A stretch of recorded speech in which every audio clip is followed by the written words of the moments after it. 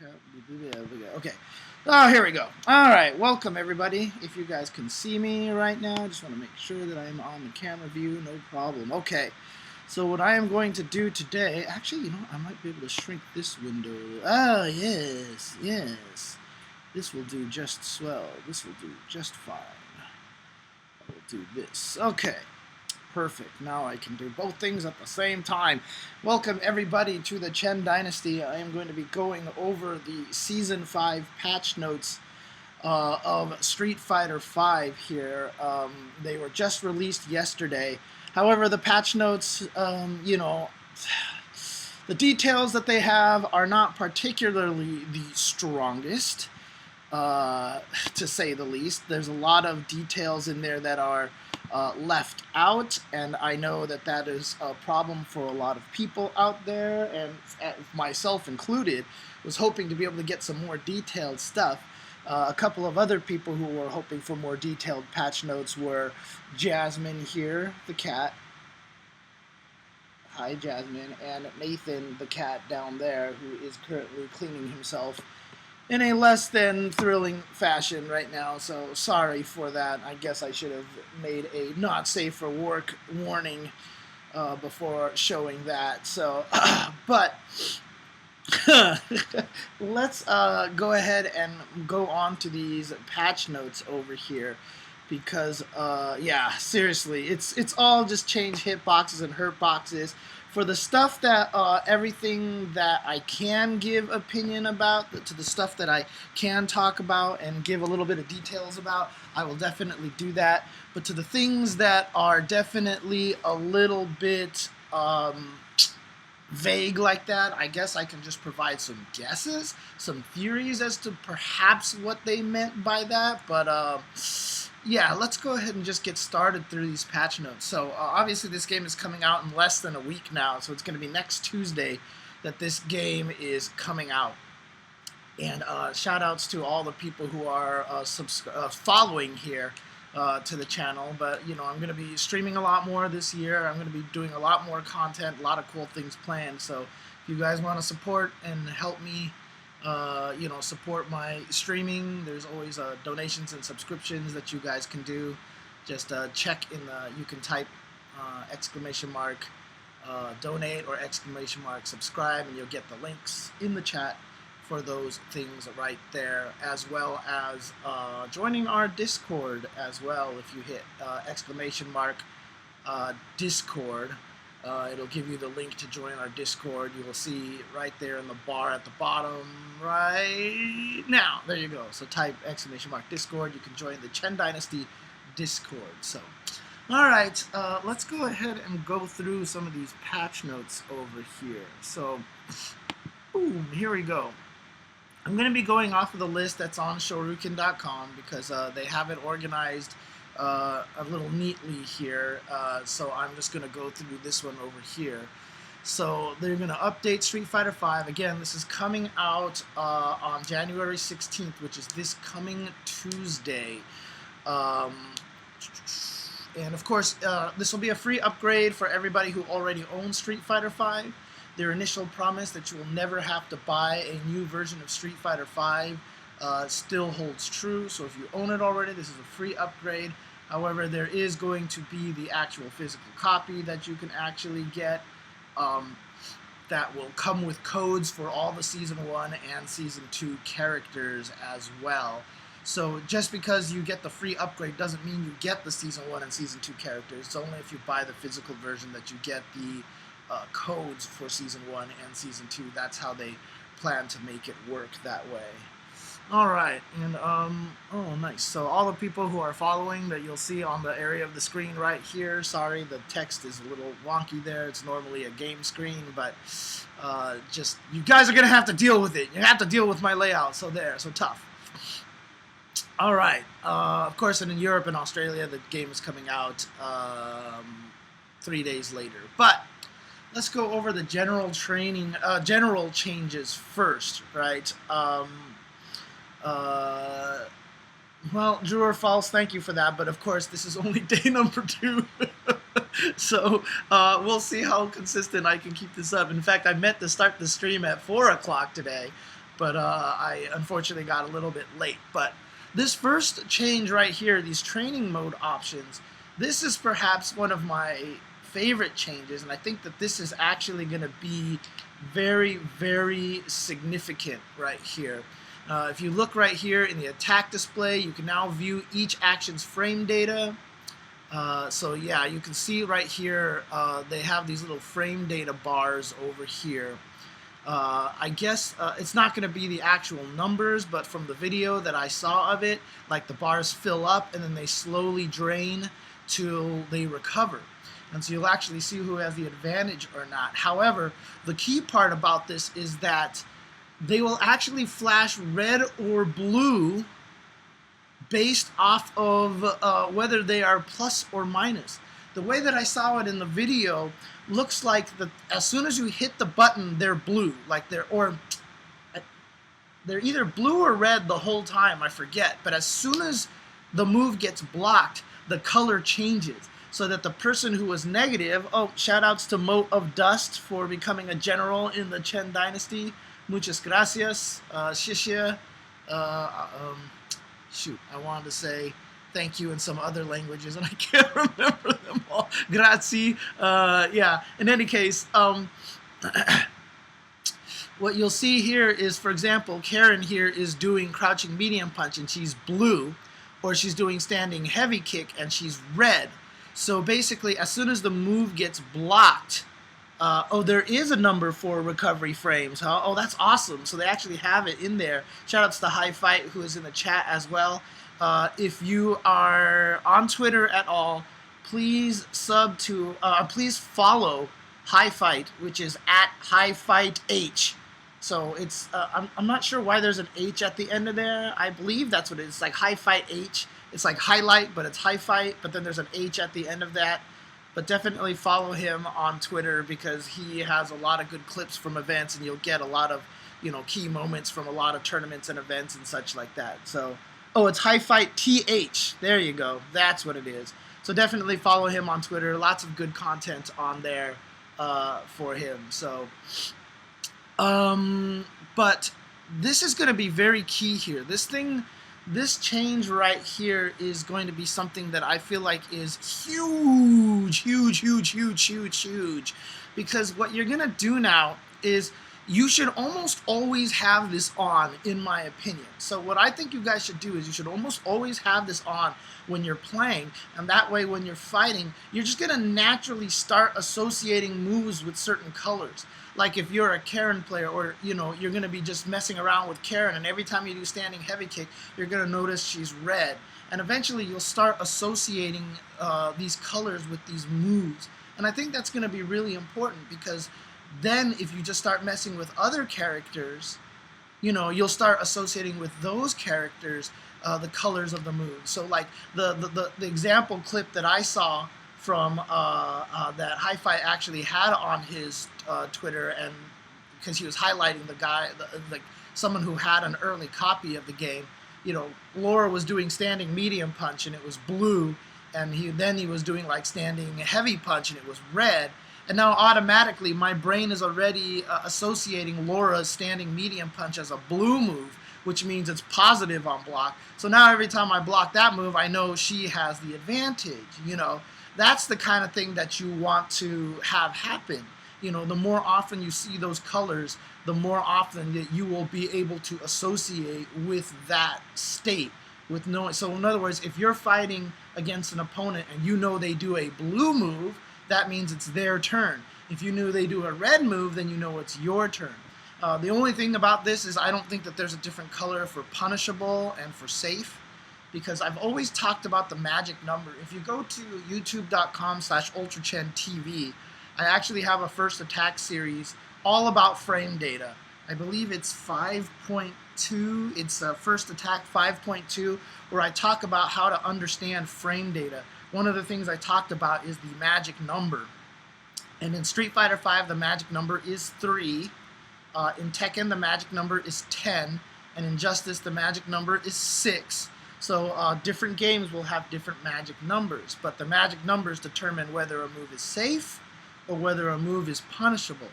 So in Street Fighter, the reason why the magic number is 3 is because the fastest moves in the game are 3 frames. So basically, if you have a move that is -3, it can be punished. So anything that's -1 and -2 are negative, but they're safe. So if you block a move and their move is -1 or -2, you can't punish it, but it's still your turn. I don't think that distinction is going to be made here. It would have been cool if it was. Like, I would have loved green, shaded green for 0 moves, shaded red for -1 and -2, and shaded dark red for -3 and beyond, or something like that. And then same thing with the blue frames. If it was +1 or +2, you'd be light blue. If it was +3 or more, then it would be dark blue, and that means you could link off of it or something like that. I don't think that's what it's going to happen. But yes, magic numbers are important. We're not going to get that detailed information from these colors, but as long as you get the idea of what's negative and what's positive, that gives you a good idea of when you should try to take your turn back, etc., etc. It'll be up to you to determine whether or not the move is punishable or not, just through natural training mode and natural testing, things like that.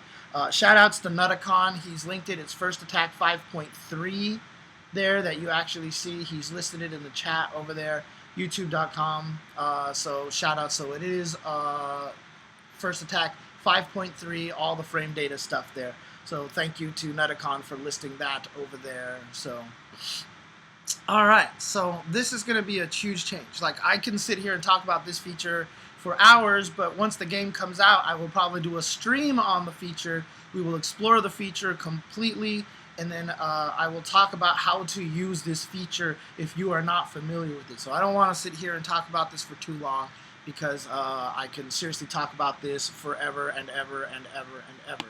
So let's go ahead and move on here to the next couple of changes. So, oh yeah, we will definitely talk about Laura, Mr. Friday. We'll get there. We will get there for sure. Hang on a second, I'm just trying to... Okay, there we go. So this one's just a cosmetic thing, fighter ID and home change. You can use 200,000 fight money or $10 to change your fighter ID and home change. I know some people really wanted to have the ability to change it, so now you can do this. And, you know, they wanted to make it cost money, so that way you just don't keep changing your ID all over the place and doing all sorts of crazy things like that. So this is just a small thing, just going to apply to a few certain people. It is a lot. It's a lot to pay for that, but I know they don't want to actually do that. So so some people are asking in the chat, for example, what options the wake up backdash on the corner covers and stuff like that. We're gonna talk about just the changes here. Questions about strategy and all that stuff like that, I'll probably save for another stream. I'm definitely gonna do streams where people can just ask me any questions that they'd like. I've done streams before where I just sit there and answer chat questions, and I've really enjoyed those streams, so I'm gonna keep trying to do those a lot more. Let's continue. Grandmaster rank. So they're adding a Grandmaster rank. I'm assuming that this is over Diamond. I guess they're adding a new one out there. So now you guys can get even higher up there. And the trickiest thing about this is that, you know, there's so few people up there that there's really not that many people they can match you with outside of there. And really wish that there was a good way to tweak the matching system, but that's a whole nother story. But here we go. Let's do the overall balance changes here. The overall balance changes, so these are not character-specific stuff. These are system-wide changes here, and there's some very, very significant stuff here right now. Here we go. For the first one here, increased active frames for regular throws from 2 frames to 3 frames. This is actually going to be a pretty significant change here. I had someone talk on Twitter about this before, but, you know, to explain a little bit, when characters get up off the floor, they have a little bit of they have some throw invincibility. I believe it's 2 total frames of invincibility to throws when they get up. Only 2 frames, not too many.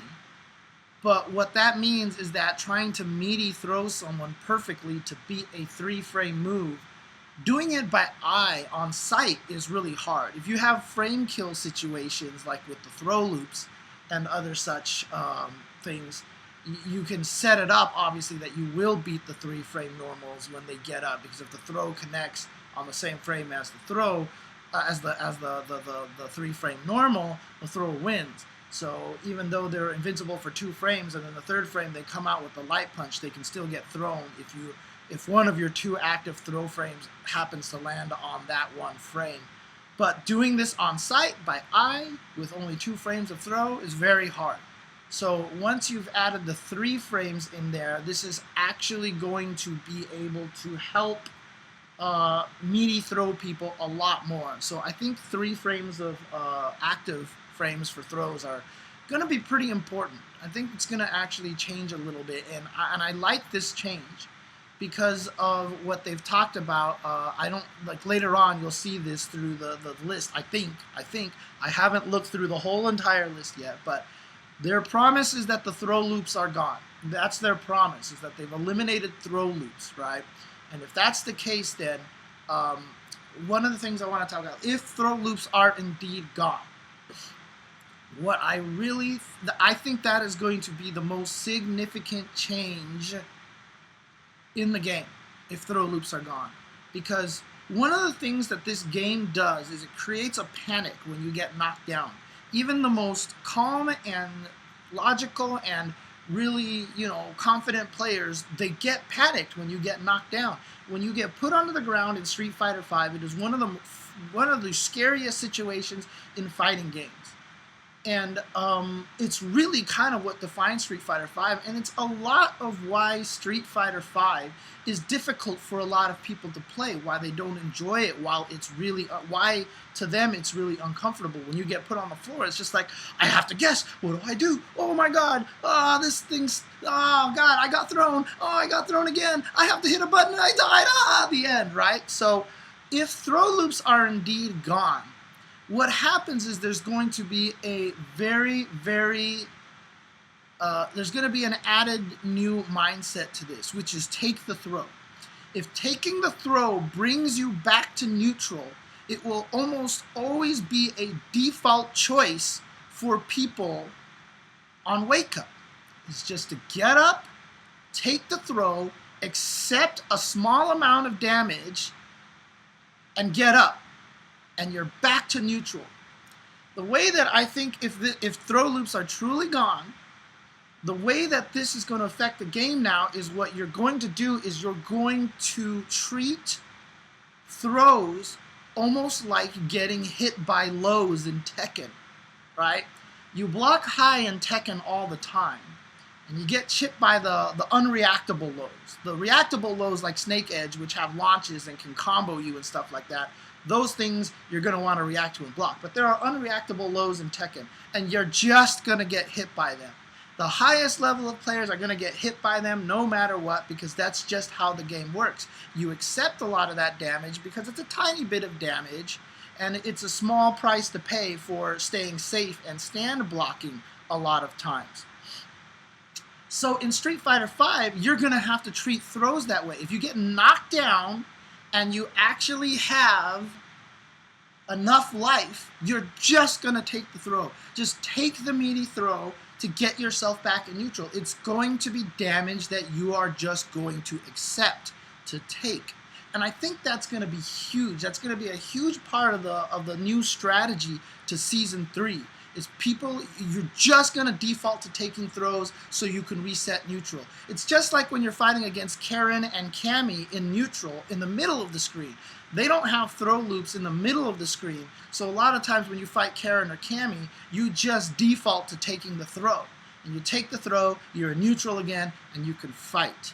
The problem was, of course, you're in the corner, now they have throw loops. But now, if the throw loops are truly gone, then that's what you're going to just want to do. You're going to want to take that. So, in conjunction with this bullet point right here of increased active frames for regular throws, that's why I think that's important, because now as a player you're going to throw a lot more often on somebody's wake up, and it's going to be nice to have extra active frames in there. So there you go. That's, in my opinion, I think that's going to be really important. Really, really, really, really important.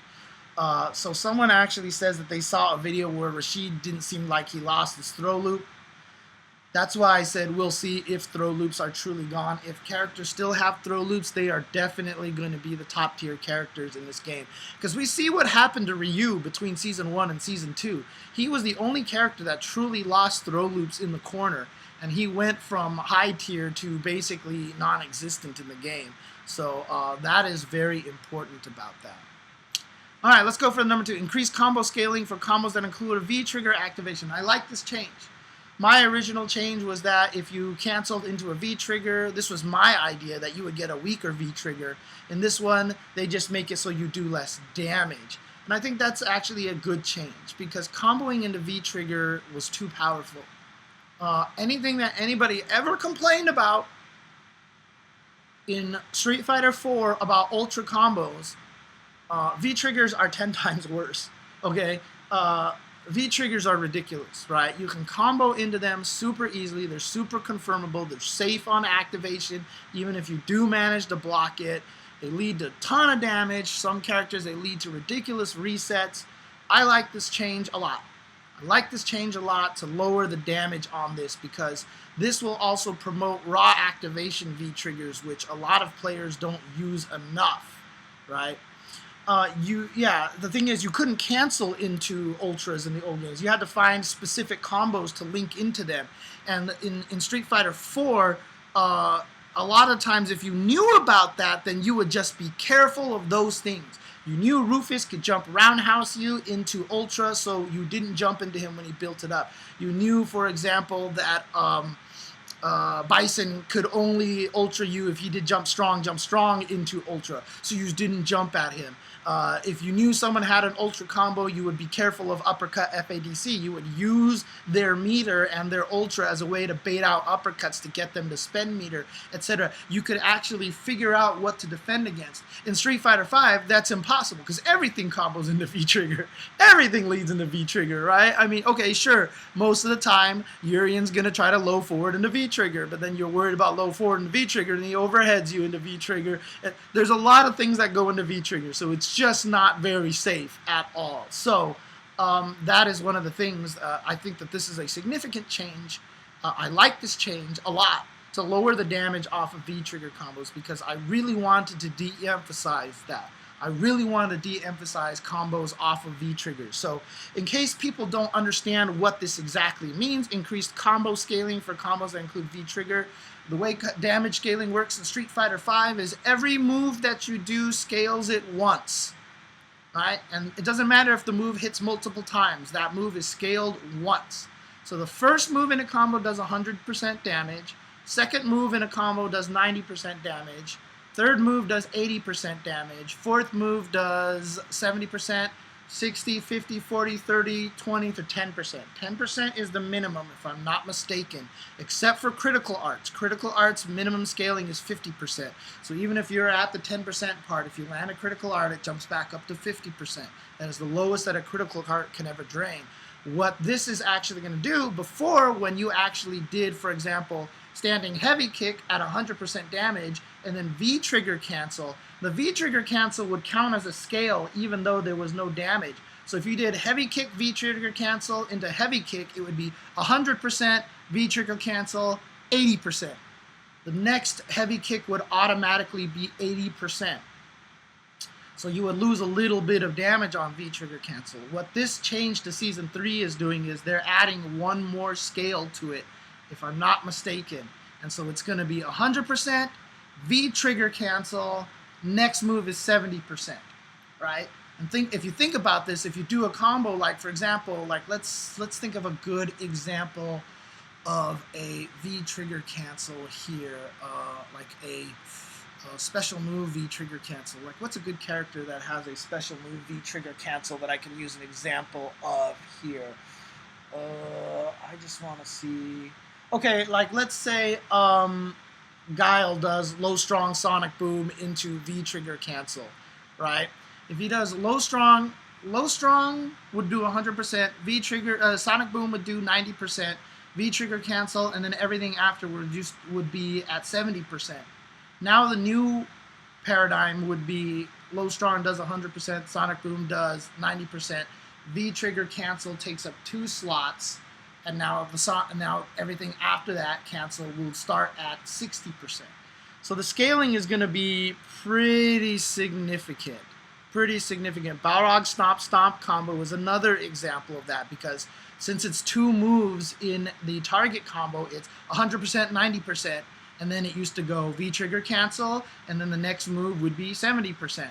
So yes, now it's going to be Stomp 100, Stomp 90, V trigger cancel 60% from that point forward. So this is going to be a pretty significant change. I like it. It de-emphasizes V trigger, and like I said, would promote raw V trigger activation, and I think that that's actually really important, a really important change. This one is one that I think is a reaction. So if you guys saw the Ultra Chen TV Awards yesterday, I gave out my FGC Member of the Year was you. Because the people's voice is much louder these days, and there's a lot of reactions to it. And so one of the things that a lot of people complained about was that command throws, when you jumped away from the command throw, you couldn't punish them. And there was never any reason for you to neutral jump, because that was so dangerous, right? To escape a command throw through neutral jumping, because if they went for a regular throw or something else, they would anti-air. So you always jump back just to cover 2 different situations. But if they command throw and they whiff, you can punish them for it. Now they've increased the recovery on the command throws a lot. So now if you jump backwards and they whiff a command throw, you can kill them. You can actually punish them. So I think this is fine. I think this is a decent change as well. It weakens command throws a little bit. I think command throws are pretty strong in this game. And it'll definitely hurt a lot of the command throw characters, but at least it'll put a risk to the command throw a little bit. So those uncomfortable situations, for example, where R.Mika knocks you down and she's either going to do towards heavy punch or command throw, at least if you guess the command throw and do jump away, you can actually get some reward off of it. And so now the command throw characters have to think about it a little bit more. So I do like this change. I think that this is a decent change. It's tough, because for characters like Alex, if they don't buff him enough, that's going to make him even weaker, but we'll see. I haven't looked at Alex's changes yet, so we'll go through that and we'll talk about that in just a little bit. So I do like this change. Made revisions to the hurt boxes for jumping attacks and to the normal moves that are primarily used as anti-airs. So this is their message that we are going to fix anti-air light punches, because everybody hates anti-air light punches, right? Even the people like, the veterans like myself, like Vi, like a bunch of people are like, look, stop crying about anti-air light punches. Deal with it. We say deal with it. We still don't like it, but we're going to learn to play around it, right? We're not going to cry about it or anything like that, because that's just what you did back in the days. You just played around these things. But it was annoying. They're taking them out. I don't know how successful this is going to be, because they said they were going to do that in Season 2. Didn't really work out so well. It still worked out, but the problem is they fixed the normal moves that were used as anti-airs, but that wasn't the problem. The problem more had to do with everybody's jump attack. Everybody's jump attack had a hit frame. My cat is playing with the cat toy that he never plays with. The problem was that most of the time when you did a jump attack, before your active frame hitbox came out, a hurt box would drop down first. So that's why Guile low jab works as an anti-air. That's why all sorts of crazy buttons work as anti-airs, just because it was a fault of all the jump attacks. So they said they made revisions to hurt boxes for the jumping attacks. If that's the case, I really hope what they meant by that is they removed that initial hurt box from all the jump attacks. The cat he stopped playing with it already. It didn't take long. Sorry, Drew. But the hurt box, hopefully that initial hurt box that is anti-airable before the active frame comes out is gone. It's gone. That's what I'm hoping for, right? They could have fixed it in 2 ways. They could have given jump attacks way more active frames so you could hit it earlier in the jump and drop on people so you can trade with the anti-airs or beat the anti-airs, or they remove that initial hurt box. It sounds like that's what they're doing by the patch notes. That's going to be my guess. We'll find out once the game comes out and guys like Tool Assistant can do diffs between the hitboxes and hurt boxes and stuff like that. So if that's the case, that's going to be great. That's going to be really, really, really awesome. And through the patch notes, we've seen that they've improved the anti-air capabilities of some of the other normal moves that are not light punches to give people the ability to anti-air with something else, and I think that's a good change. I think I think that's good. And yeah, I like what Light AU says here in the chat. He says these changes don't make the game easier or harder, it just makes it better. And I think that's a great way to put it. The game is going to play the same, but the only thing is that anti-airing is going to be a little bit harder. That's the only thing, but that's a good thing. I like that anti-airs have to be a struggle.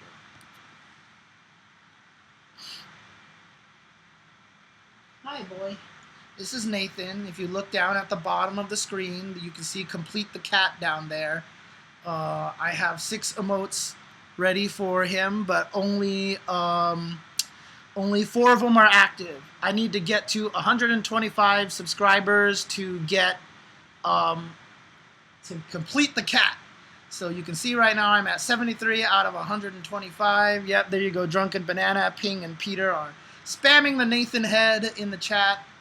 But once I get to 125, we can complete Nathan, and so he can have his entire body here, because my kitty loves belly rubs. That is one of his belly rub positions right there. And check that out. I just got another subscription right there. And another subscription. Oh, thank you guys. Much appreciated. So I just got a bunch of subscriptions. Yeah, gift subs absolutely count. So thank you guys. That thing should update as it keeps going. I'm not sure what the update process is here. Let me see if I click refresh, and if that'll actually change the text there. But in any case, let's just keep going with here.